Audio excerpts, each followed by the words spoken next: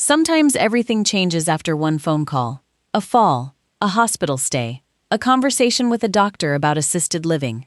And suddenly, a family is looking at a house filled with 30, 40, or even 50 years of belongings and asking one question: where do we even begin?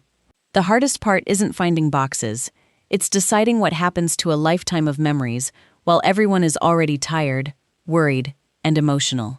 And if you're the adult child helping a parent through this, there's something important to know. You don't have to clear an entire house in one weekend. You need a plan. In this video, we'll walk through where to start, what to protect first, how to sort the belongings, how to handle siblings, and when it makes sense to ask for professional help. Welcome to Senior Decluttering Diaries. Let's take this one step at a time. 1. Then, don't start by throwing things away. When a parent can no longer manage their home the way they once did, the natural reaction is often, "We need to clean this place out." Stop there. Before touching a single drawer, have a conversation. The goal isn't to tell your parent what needs to go. The goal is to understand what matters to them. Ask simple questions. What do you absolutely want to keep? What things have the most meaning to you? Is there anything you want a particular family member to have? What would you be comfortable letting go of? That conversation can prevent a lot of regret later. A parent who feels that their belongings are simply being taken away may resist every step. A parent who feels involved in the decisions is much more likely to work with you. Even if the situation is urgent, give them as much control as circumstances allow. Create a legacy box first. Before sorting through the house, create one designated place for the things that carry the family's story. We call this the legacy box. It could contain handwritten recipes, old letters, photographs, a small piece of jewelry, important family records, a favorite keepsake, or something your parent used for decades. The point isn't to put everything sentimental inside. The point is to protect the few things that truly matter. One container creates a boundary. Instead of thinking, "We have to keep everything," because everything has a memory attached to it, you can start asking, if we could only keep the most meaningful pieces, which ones would they be? For oversized items that can't fit in the box, take a photograph and write down the story behind them. Sometimes the memory is more important than the physical object. And once those truly important things are protected, the rest of the sorting becomes easier. Don't sort the whole house. 40 years of belongings cannot realistically be sorted in a weekend. Trying to do it that way usually creates exhaustion, arguments, and rushed decisions. Work room by room. And don't start with the room containing the strongest memories. Start somewhere easier. A bathroom cabinet, a linen closet, a coat closet, a kitchen drawer. Give yourself one small target. Set a timer for 20 or 30 minutes. When the timer ends, stop and take a real break. You aren't trying to finish the house. You're trying to finish one manageable area. For each item, use 4 basic categories: keep, donate, sell, let go. Don't create 20 different piles. The more complicated the system becomes, the harder it becomes to make decisions. Deal with sentimental items differently. Not everything should be treated like ordinary clutter. A coffee maker that hasn't been used in 10 years is a different decision from your father's old toolbox. A stack of newspapers is different from a handwritten letter. A broken lamp may be replaceable. Your mother's handwritten recipe may not be. When you reach sentimental belongings, slow down. Ask yourself, do we love the object, or do we love the memory connected to it? If the memory matters more than the object, a photograph can sometimes preserve the story without keeping the physical item forever. And don't make every sentimental decision on the same day. Emotional decisions become much harder when everyone is exhausted. Get the siblings on the same page. This is where a simple decluttering project can suddenly become a family conflict. One sibling wants to keep everything. Another wants the house cleared immediately. Someone else lives far away and feels like they're being left out. Old family dynamics can return very quickly. Before valuable or sentimental belongings start disappearing, agree on some basic rules. Put important decisions in writing. Decide how sentimental items will be chosen.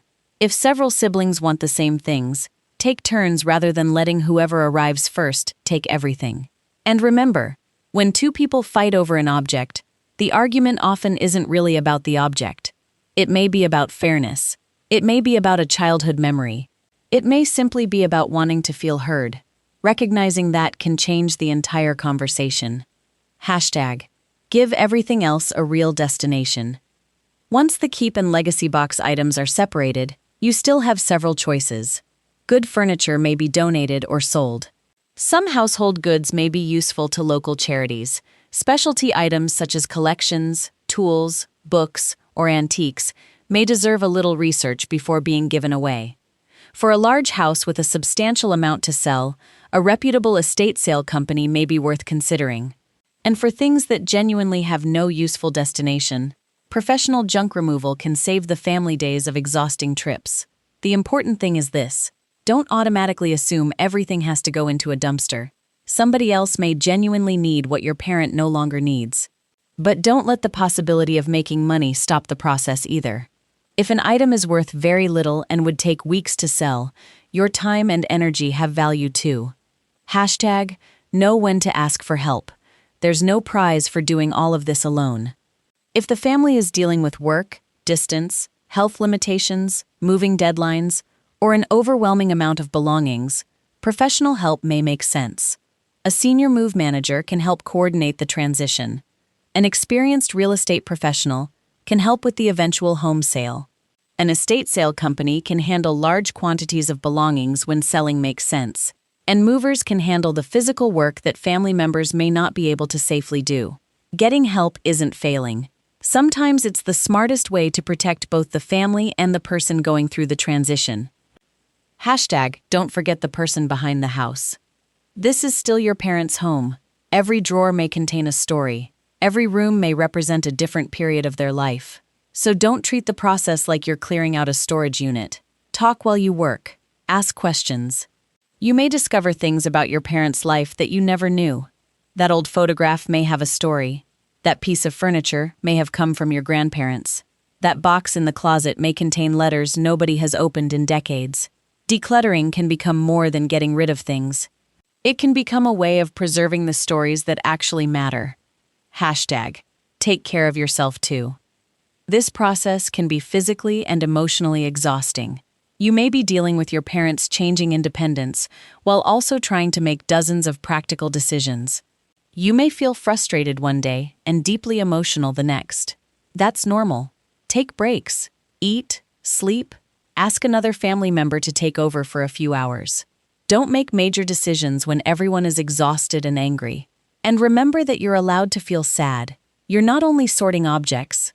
You're watching a chapter of your family's life change. #Take one last walk through the house. When the house is finally empty, don't rush straight to the next task. Walk through it once. Look at the rooms. Remember what happened there. The birthday dinners, the holidays, the ordinary Tuesday mornings, the arguments, the laughter, the quiet moments. Some families take photographs of the empty rooms. Others simply stand there for a minute. There isn't one correct way to say goodbye to a home. But don't let the final moment disappear beneath a moving truck schedule.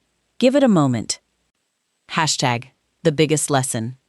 If there's one thing to take from this video, it's this. Don't wait for a crisis if you still have a choice. If you're a senior watching this and you're still living independently, you don't have to wait for your children to make these decisions for you. Start small. Choose one drawer, one closet, one box of papers, one shelf. Decide what you want your family to know. Decide what you want to keep. And let go of what you already know you don't need. If you're an adult child watching because your parent can no longer manage the house alone, remember this: you don't have to do everything today. Start with the conversation. Protect the truly meaningful items. Work room by room. Make decisions in manageable pieces. And ask for help when you need it. The goal isn't to erase someone's life. It's to make the next chapter easier, while protecting the parts of the old one that matter most. If you're going through this right now, tell us in the comments what part has been the hardest. And subscribe to Senior Decluttering Diaries for practical ideas about decluttering, downsizing, and making home easier to manage at every stage of life. We'll see you in the next one.